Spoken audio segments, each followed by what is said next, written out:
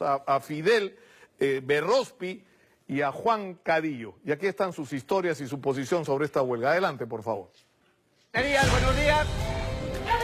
Usted tiene que haber escuchado hablar de ellos. Fidel Berrospi, ese profesor que sorprendió al país entero con su forma de enseñar historia y geografía, llevando hasta la clase a los personajes que todos estudiamos en libros, para que sus alumnos sean felices mientras aprenden. Juan Cadillo dejó asombrado al mundo entero con su metodología. Programas de cómputo, aplicaciones, juegos didácticos creados por él mismo. Todo para mejorar el aprendizaje de sus pequeños en el aula, y ha estado a punto de ganar el premio más importante del planeta en lo que se refiere a educación. ¿Ambos están de acuerdo con esta huelga? Estamos en huelga. ¿Usted también está en huelga? Sí. ¿Usted está de huelga? Sí, estoy de huelga. Juan, cuando estaba en primaria, no era nada chancón, pero sí le encantaba investigar. Yo siempre me he preguntado cómo funcionan las cosas.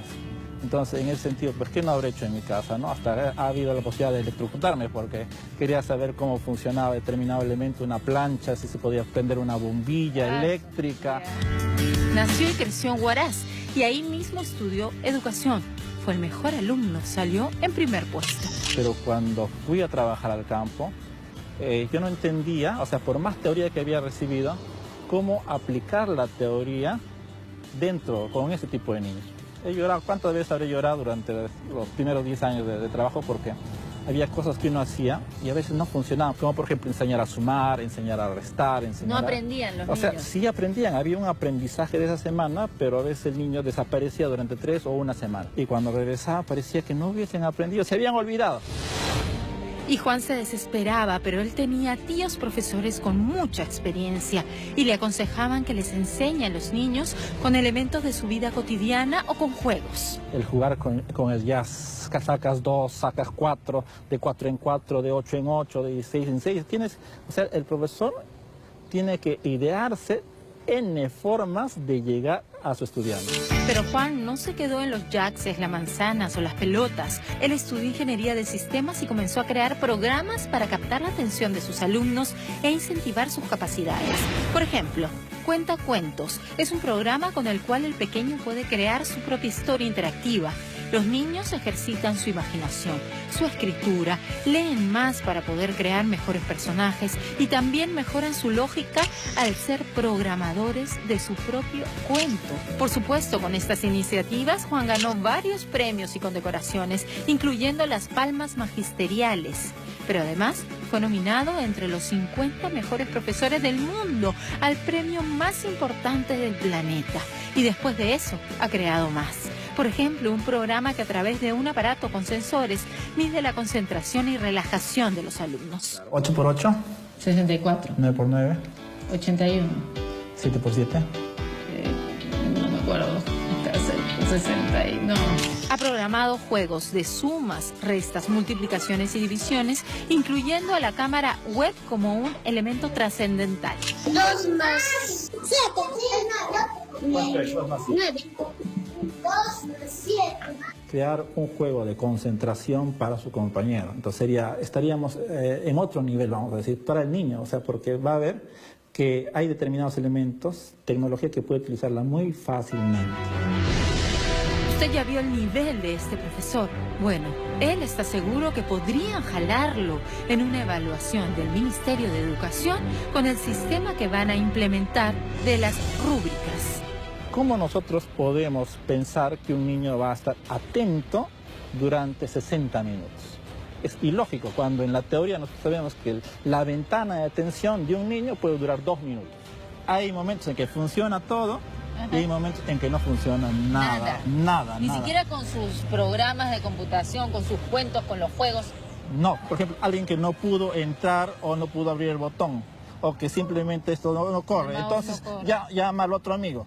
Y el otro no le responde, llama al otro amigo. Mientras tú estás atendiendo acá, todo el resto de la clase está totalmente en otra cosa, solucionando ese problema. Pero además, por supuesto, le parece increíble que hagan las rúbricas iguales, o sea, las reglas de evaluación iguales para todos los profesores, sean de ciudad, de campo, en colegios donde solo hay un profesor para todos los grados. Entonces, van a haber muchos jalados. ¿Y qué hará el ministerio? dicen que capacitarlos. Usted va a una capacitación. ¿Quién lo capacita es un profesor que tiene años enseñando? No, no necesariamente. Pueden ser personas muy jóvenes o expertas en una determinada área, no en todas las áreas. Generalmente alguien expone un conjunto de teorías y a veces el profesor con solo verlas no las aprende, en realidad tiene que aplicarlas. Y muchas veces nos vamos con dudas luego de esas capacitaciones. Entonces, en la siguiente evaluación, los van a jalar otra vez. Y en la tercera, que es muy probable que también, y después de eso, según la ley, los despiden. Votando, ¿vas a mejorar? Si yo voy a sacar a un profesor, vamos a suponer que está en un sitio muy alejado, el problema va a ser, yo voy a poner a un contratado, pero el contratado ni siquiera va a acceder a las capacitaciones que hay. O sea, voy a poner a una persona con menos experiencia y con menos posibilidades de capacitarse. ¿Por qué? Porque en diciembre termina su vínculo laboral. Estamos en huelga. ¿Usted también está en huelga? Sí. ¿Cuántos días que no va a dictar clase? Ya 3 semanas van a ser. Fidel no solo se disfraza para enseñar, él crea situaciones con sus alumnos, se los hace partícipes de la historia. Sin embargo, está seguro que no pasaría una evaluación del Ministerio de Educación, pues con todo lo que hace, no logra captar la atención de sus niños por 60 minutos seguidos. ¿Quieren ser evaluados ustedes? Sí, sí, por supuesto que sí. Pero con esa evaluación, quieras o no quieras, estar jalado. Imagínate, tío, alguien que no tenga la motivación que yo pueda tener. Eso ya de verdad que ya está jalado. Hasta yo, pues te voy a decir. Yo me he dado cuenta haciendo mis clasecitas. Siempre encuentro a alguien. Y siempre a alguien estoy llamando la atención. Y por llamar la atención, ya fuiste ya. No cumpliste. Recordemos que Fidel tiene un sueldo de 1.700 soles y debe trabajar en otra cosa toda la tarde y parte de la noche para que le alcance el dinero. Yo soy feliz. Pero sería más feliz decir al mundo: yo soy feliz porque vivo dignamente con mi sueldo de maestro. Pero no es así. Yo tengo que trabajar fuera. ¿Hace taxi? Hago taxi. Mira, yo hago maravillas para sentirme bien con mis alumnos. Llego a mis alumnos. Yo lo que hago es un poco difícil, cualquiera no lo puede hacer. Pero lo hago porque tengo vocación, pero también tengo dignidad. Ahí ha estado Fidel, el profesor que se disfraza. Ha estado ahí, no en la guerra, sino en la lucha. Ahí están los profesores que diariamente crean formas de llegar a sus alumnos, de trabajar en contra de la desnutrición, del desamparo, del abandono, del hambre de nuestros niños. Ahí también están algunos extremistas, dicen, que se aprovechan del momento, aseguran. Pero ¿a quiénes tenemos que ver? ¿A nuestros maestros que la luchan como Juan o Fidel? ¿O a los otros?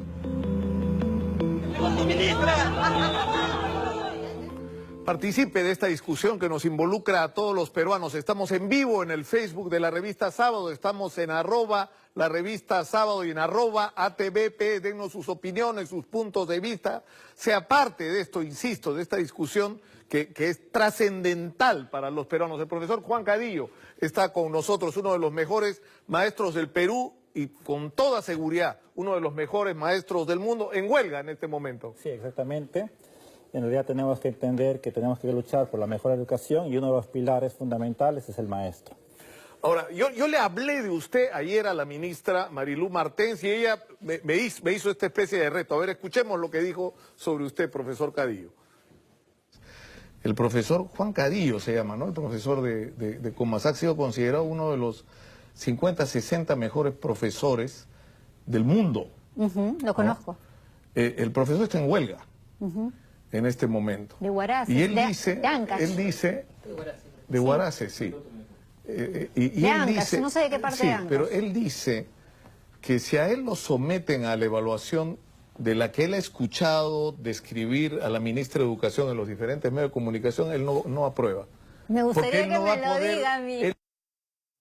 Me gustaría que me lo diga. Pero ya, ¿qué le dice usted a la ministra? Estoy seguro que nos está viendo además en este En momento. realidad tenemos que entender que el Perú es diverso y tenemos que entender que las rúbricas tienen que ser contextualizadas. Tenemos N problemas en el aula y que esa rúbrica lamentablemente no se adapta a todas las necesidades. Y yo me he dado cuenta, porque yo trabajo con diferentes grados, y como dice la canción, a veces sí, A veces a no. veces no. Entonces se presta a un juego donde existe N factores que pueden hacer que un buen profesor se meta en problemas. Y ahora, hay que tener como elemento clave que la evaluación es un aspecto que nosotros tenemos que entender que dentro del sistema es esencial, porque nos ofrece retroalimentación. Entonces yo veo a la evaluación como un sistema que puede ayudar al docente. Pero hay que entender que esta evaluación, luego, ¿qué voy a hacer con la información que yo obtengo con la evaluación? La evaluación debe servir para crear una matriz de competencias del profesor. Y en función de esa... pero eso que usted está diciendo, profesor, nos lleva a cuál es el objeto de esta evaluación, ¿no es cierto? Porque a mí por momentos me da la impresión de que perdemos el eje de discusión. Nos hemos pasado días discutiendo si el profesor Pedro Castillo era terruco o no era terruco, ¿no? Ahora estamos discutiendo si cuánto gana el profesor Pedro Castillo.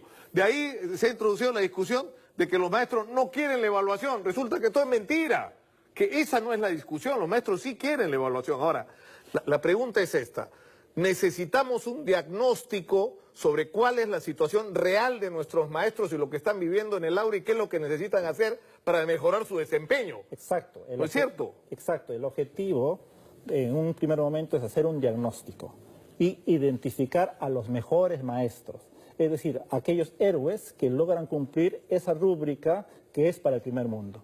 Y en función de esta identificación, nosotros tenemos que sacar a esos 500 o 600 maestros en la primera etapa, de estos 5.000, y llevarlos en un proceso que ellos sean los capacitadores. ¿Por qué? Porque ellos han logrado cumplir la rúbrica. ¿Y qué debemos hacer? Pagarles mejor. O sea, nosotros estamos cansados de un proceso de capacitación, de actualización, que muchas veces se sienta alguien a exponer un tema, duró horas y horas, o nos presenta un video, o simplemente nos dice, haga usted una sesión de clase. Cada grupo expone la sesión de clase y no hay retroalimentación. ¿Por qué? Porque aquel que está al frente no necesariamente tiene las capacidades o no está en el aula. Ni vive la experiencia de estar en el aula y los problemas reales que vive el maestro de carne y hueso. En un sistema ideal, que son los sistemas desarrollados, por ejemplo, el elemento clave es la formación continua del maestro. Lamentablemente en nuestro país nos hemos olvidado de eso. Es decir, el maestro tiene un entrenador en los primeros años y el proceso no se inicia necesariamente cuando ya está en el trabajo, sino se inicia antes. ¿Qué quiere decir esto? De antes. El antes significa que antes de ingresar a la universidad se selecciona al mejor personal, se le incentiva, se motiva. Los mejores del tercio superior estudian educación porque conciben que esa es una carrera a futuro. Lamentablemente, con todo este proceso hemos destruido ese aliento de esos niños. Claro, o sea, el problema no se resuelve con lo que muchos maestros definen como una evaluación punitiva, donde se le está castigando al maestro por los errores del Estado, del propio Ministerio de Educación, por las condiciones sociales en que los chicos están viviendo, por cómo se ha ido deteriorando la educación pública desde la universidad, ¿no es cierto? Es decir, es toda una cadena que finalmente termina en la realidad que están enfrentando los maestros, ¿no? Claro, lo ideal es iniciar un buen proceso. ¿Por qué? Porque nos enseña que lo que se ha estudiado sobre aquellas economías que tienen una buena educación es que el proceso se inicia desde el saque, desde la formación del maestro. Y luego se inicia un proceso de seguimiento en los primeros años, de entrenamiento, donde el director no solo es un líder de gestión, sino fundamentalmente es un líder pedagógico. ¿Qué quiere decir esto? Que es el mejor profesor que se desempeña adecuadamente dentro del aula. Y él es el profesor que guía a sus otros compañeros en la solución de los múltiples problemas. El gran problema que nosotros tenemos es que generalmente el profesor se encuentra totalmente solo en el aula. Es decir, no hay un espacio adecuado para compartir experiencias, no hay un espacio adecuado para seguir aprendiendo. O sea, lo ideal es que nos empecemos a juntar entre maestros y empezamos a sacar las mejores prácticas. Yo le agradezco muchísimo al profesor Cadillo, lo felicito por los méritos que usted tiene y de lo que se trata y de lo que estamos tratando de hacer acá, porque ayer que yo conversaba, muchas gracias, profesor Cadillo, ayer que yo conversaba